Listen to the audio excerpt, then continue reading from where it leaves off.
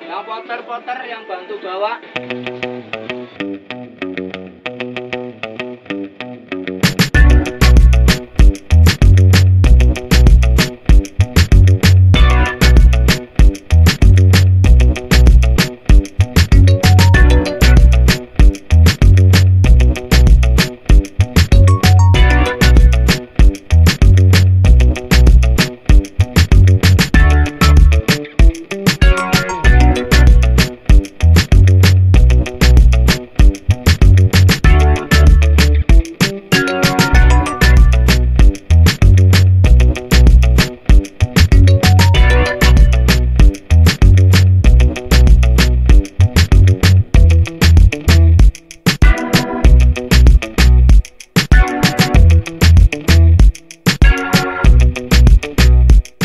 Saya pemilik blog bundavinaufarah.com.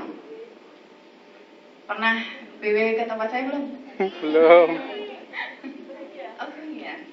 Makasih. Nama saya Ilan Skridiana, panggilannya Ilan. Blognya celotekipi.com. Asalnya dari Tegal. Makasih. Saya Rosa, asli Jepara, kerja di Semarang. Blog saya rosasusan.com. Terima kasih. Nama saya Esti, blog saya estisulistiawan.com. Senang berjumpa dengan semuanya. Terima kasih. Saya Tanti dari Pekalongan, biasanya di Dumai Metadira. Blog saya Lalang. Terima kasih. Halo, selamat pagi semuanya. Nama saya Inaya, N-nya 3. Juga Inaya, Twitter, Instagram semuanya sama ya, @inaya. Terima kasih. Nama saya Mia Kamila, saya dari Semarang aja. Blognya jejakjelata.com. Terima kasih. Nama saya Norma Fitriana MZ, O-nya 2. Ya, Noorma gitu. Terus blognya normafitrianamz.com dari Kesesi Pekalongan. Terima kasih. Assalamualaikum warahmatullahi wabarakatuh. Waalaikumsalam. Kenalkan, nama saya Muna Sungkar, M-nya 1, U-nya 1, N-nya 1, A-nya 1. Silakan mampir ke blog di momtraveler.com. Terima kasih. Assalamualaikum. Selamat pagi, Assalamualaikum warahmatullahi wabarakatuh. Nama saya Jia, bukan nama sebenarnya, tapi cukup panggil Jia saja, oke? Saya dari Jepara dan blog saya Jia Maya ID. Terima kasih.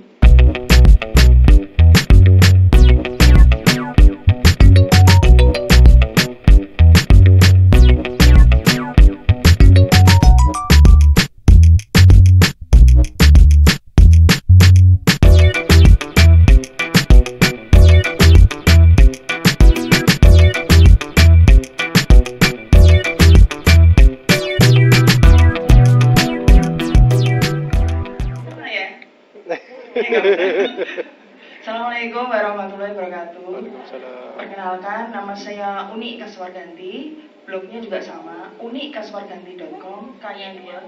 Oh, salah. Unie Kaswarganti. Unikaswarganti.com sama satu lagi bocahranyah.com. Bocornya digoreng. Jadi itu blog khusus untuk cerita anak-anak saya, tapi bukan blog parenting yang ideal sebenarnya ya. Makanya saya namanya bocahranyah. Jadi kriuk-kriuk. Itu saya pernah membaca status seorang fotografer kondang bahwa katanya di dunia ini yang utama itu adalah networking, bukan skill. Menurut teman-teman bagaimana? Oke. Menurut saya juga dua-duanya. Jadi harus seimbang, networking dan skill. Next. Saya cerita berdasarkan yang sudah saya alami. Jadi sebagian besar email yang saya terima itu karena skill. Ya, email tawaran itu karena skill, karena mereka membaca blog saya. Ya. Dan yang mereferensikan itu networking kan namanya kan. Yang merekomendasikan itu juga melihat skill dan antara lain branding, ya. Jadi jangan sepelekan skill. Bukan maksudnya TP-TP nggak jelas gitu ya. sekarang kan mungkin banyak ya yang TP-TP nggak jelas, memang dapat pekerjaannya itu mungkin. Tapi kalau saya pribadi tidak merasa terhormat kalau seperti itu. Kualitas kita masih low, tapi kok kita push networking supaya dapat kerjaan ini itu, tapi kita sendiri nggak push diri kita untuk meningkatkan kualitas tulisan. Ya, jadi saya harap teman-teman terus memperbaiki kualitas skill. Ya, ini mereka membaca blog saya. Oke, next. Saya mau cerita pengalaman saya.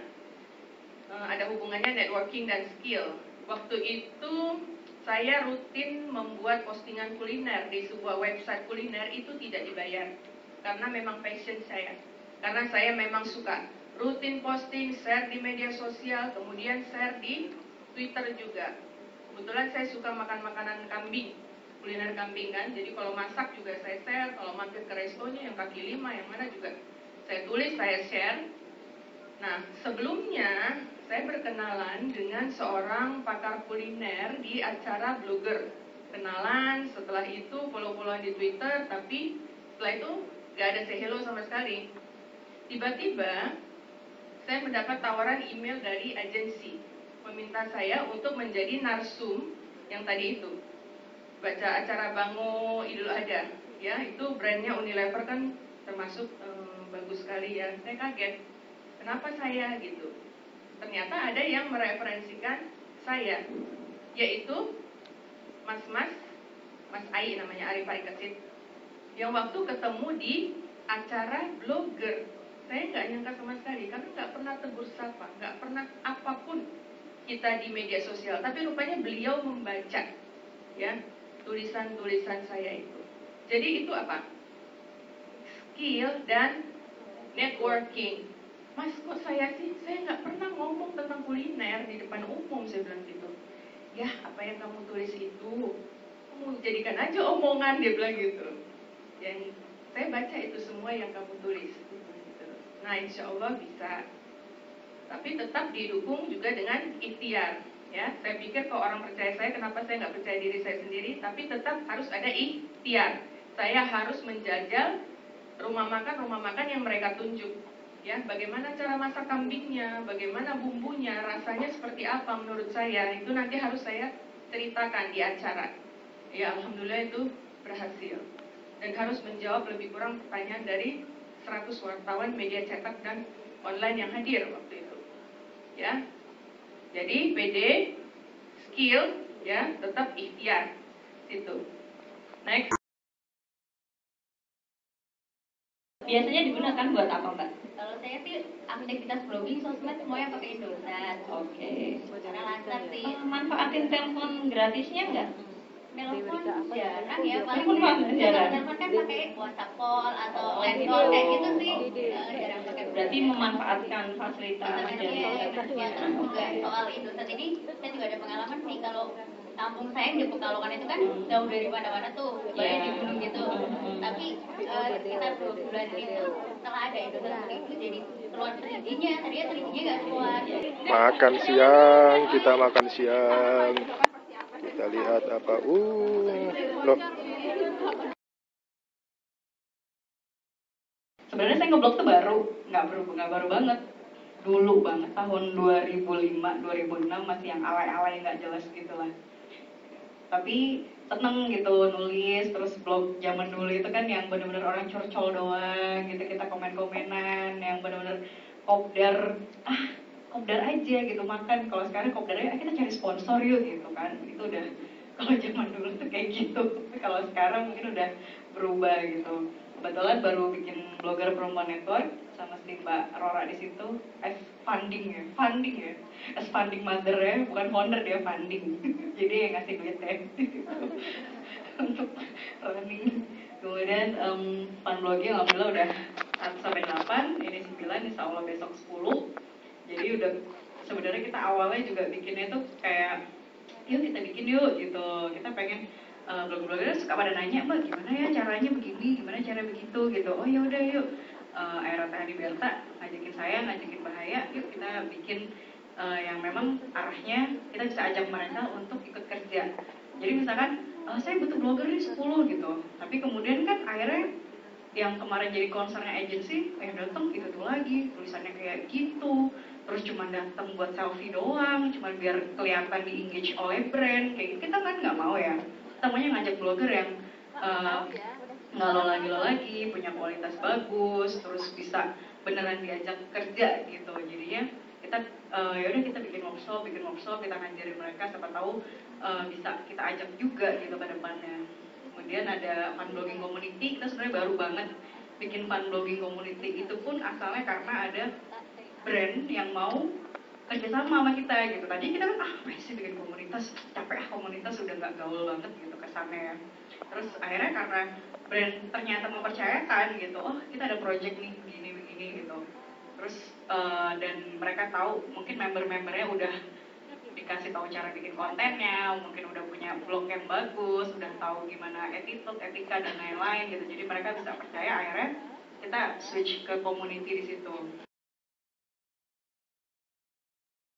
Ketika saya waktu itu di Blogdetik ya, yang di akun Blogdetik itu saya banyak share tentang mengelola keuangan untuk freelancer, terus share juga untuk mempersiapkan pendidikan anak dan lain sebagainya. Karena saya basicnya akuntansi, ya kan, jadi ada juga beberapa yang berprinsip di blog saya itu seperti ini. Mengeluarkan sekecil-kecilnya, mendatangkan sebesar-besarnya, gitu kan. Itu paling dicari kan di trafficnya itu. Karena itu kan saling relevan gitu. Jadi teman-teman kalau misalnya punya semua keahlian dari bidang background pendidikan masing-masing, dipakailah untuk mengisi konten blog teman-teman. Karena itu value-nya akan sangat bagus, karena teman-teman menulis berdasarkan pengalaman dan apa yang kita alami.